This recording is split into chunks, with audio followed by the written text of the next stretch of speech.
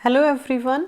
जैसे कि आपके एमपी जुडिशरी प्री के एग्ज़ाम में सिर्फ 13 डेज़ रह गए हैं। आज 7 मार्च है और आपका जो एग्ज़ाम है दैट इज़ ऑन द 20 मार्च। सो हम डिस्कस करेंगे कि आपको ये 13 डेज़ कैसे यूटिलाइज़ करने हैं, आपको कैसे स्ट्रेटेजी बनानी है ताकि आपका एग्ज़ाम क्लियर हो जाए।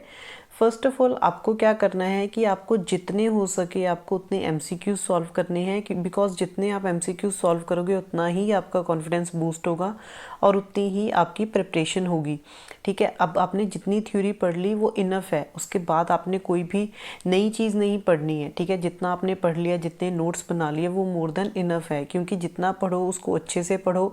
ज़्यादा पढ़ने के चक्कर में कहीं वो भी मत भूल जाना जो आपने नहीं पढ़ा है।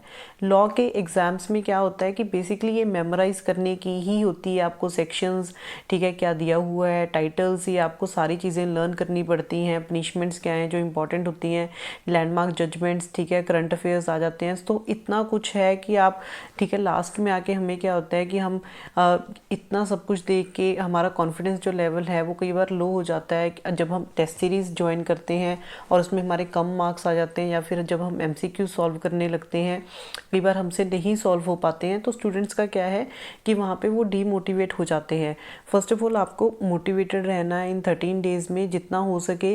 अगर आप दिन में 10 घंटे पढ़ रहे हो तो थोड़ा सा अपनी सिटिंग जो है आपको इंक्रीज़ करनी है, क्योंकि आपके पास सिर्फ 13 डेज़ रह गए हैं। जो ये लास्ट डेज़ होते हैं इनको अगर अच्छे से यूटिलाइज़ कर लोगे तो आपका एग्ज़ाम क्लियर करने से आपको कोई भी नहीं रोक सकता है।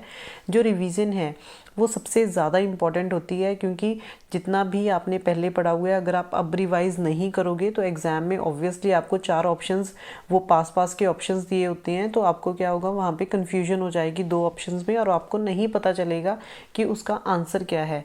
सो सबसे पहले आपने क्या करना है, जितना हो सके आपने अपनी रिवीजन करनी है। अब आपके 13 डेज़ हैं तो आपको जितने आपके सब्जेक्ट्स हैं उनको 13 डेज़ के हिसाब से आपको डिवाइड कर लेना है। जो जो आपके मेजर सब्जेक्ट्स हैं, सीपीसी, सीआरपीसी, आईपीसी, एविडेंस, ठीक है, जितने आपके ये मेजर सब्जेक्ट्स हैं आपको क्या करना है, एक दिन में आपने जैसे सीआरपीसी उठाया, पहले आपने सीआरपीसी का बेयर एक्ट रिवाइज़ किया, उसके बाद उसके एमसीक्यूज़ रिवाइज़ करने हैं आपको। ठीक है, जितने हो सके आप एमसीक्यूज़ रिवाइज़ करो। साथ में आपने क्या करना है, अपने जो करंट अफेयर्स के आपने नोट्स बना लिए होंगे अब तक तो करंट अफेयर्स साथ साथ आपको आधा घंटा उसको रिवाइज़ करो। इस हिसाब से आप ट्रिक से, टाइम टेबल से जब पढ़ोगे तो अपने आप आपका कॉन्फिडेंस बूस्ट होगा। ठीक है, जब हमारा कॉन्फिडेंस बूस्ट होता है तो हमें लगता है कि हाँ हमारा एग्ज़ाम अब क्लियर हो जाएगा, क्योंकि कॉन्फिडेंस से ही आधा तो प्रॉब्लम वहीं पे ही सॉर्ट आउट हो जाती है। नेक्स्ट थिंग इज़ कि आपने क्या करना है, जो चीज़ें आपको लग रही हैं कि मुझे नहीं लर्न हो रही हैं या फिर ये मुझे लास्ट में दोबारा से मुझे रिवाइज़ करनी पड़ेंगी, तो उनके आपने क्या करना है, एक नोट्स बना लो अपनी कॉपी पे कि मुझे ये चीज़ें मैं भूल रहा हूँ तो मुझे ये लास्ट 2 डेज़ में मुझे रिवाइज़ करनी है, तो दैट इज़ इम्पॉर्टेंट। ठीक है, जो आपका कॉन्स्टिट्यूशन सब्जेक्ट है उसको ज़रूर रिवाइज़ करना, क्योंकि कॉन्स्टिट्यूशन सब्जेक्ट वैसे ही हमें ध्यान में नहीं रहता है।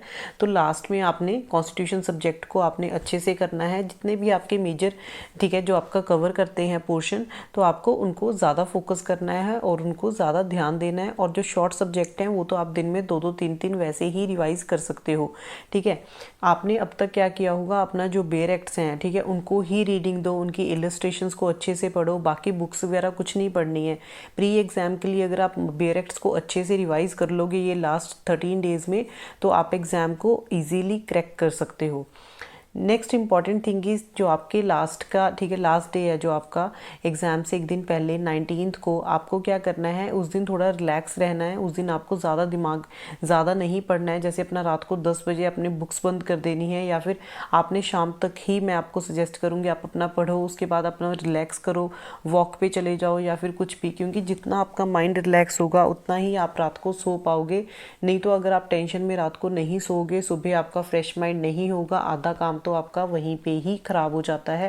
क्योंकि जब तक आप फ्रेश माइंड से एग्ज़ाम देने नहीं जाओगे, ठीक है, आपको एग्ज़ाम में जाके आपका कॉन्फिडेंस बिल्कुल भी बिल्डअप नहीं होगा और आपको कन्फ्यूजन उतनी ही क्रिएट होगी। सो आपने क्या करना है, आपने 19 को थोड़ा खुद को रिलैक्स रखना है, उतना नहीं पढ़ना है। अभी जितने भी डेज़ हैं उनमें आप 14 आवर्स जितनी भी आप स्टडी कर सकते हो, आपको लगता है कि मेरे लिए इतनी आवर्स की स्टडी इनफ है, मुझे इतना पढ़ना है, तो उस हिसाब से आपने पढ़ना है। क्योंकि हर स्टूडेंट का डिफरेंट लेवल होता है। ये आपने डिपेंड करता है कि आपने प्रिपरेशन कब स्टार्ट की एग्ज़ाम पे। कई स्टूडेंट 2 साल से प्रिपेयर कर रहे होते हैं, कईयों ने अभी 2-3 महीने से प्रिपेयर करना स्टार्ट किया होता है। So it depends upon the student to student कि आपने कब से प्रिपरेशन स्टार्ट की हुई है। सो आपने अभी क्या करना है, मैंने आपको जो बताया है, जितना हो सके आप MCQs को सॉल्व करो, उनको देखो कि हाँ जितने आपको लगता है कि मुझे इस सब्जेक्ट में ज़्यादा प्रॉब्लम है तो उसका ज़्यादा आपको ध्यान देना है, क्योंकि हर सब्जेक्ट इंपॉर्टेंट होता है। एग्ज़ाम को क्लियर करने के लिए सिंगल मार्क ही इनफ होता है, वहीं से ही डिफरेंस पड़ जाता है। So this is the video. I hope आपको वीडियो अच्छा लगा हो। Subscribe the channel and press the bell icon for notifications. Bye bye, take care.